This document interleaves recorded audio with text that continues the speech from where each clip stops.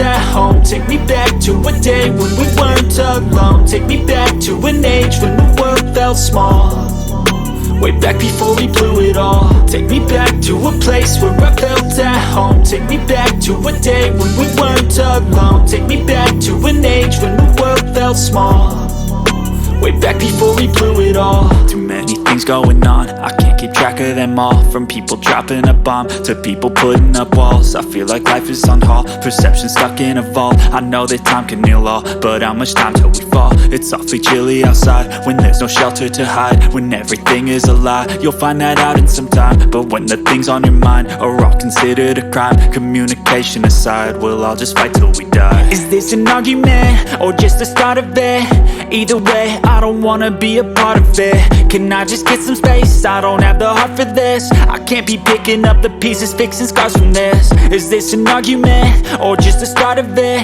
I wanna drive away so I can be so far from it.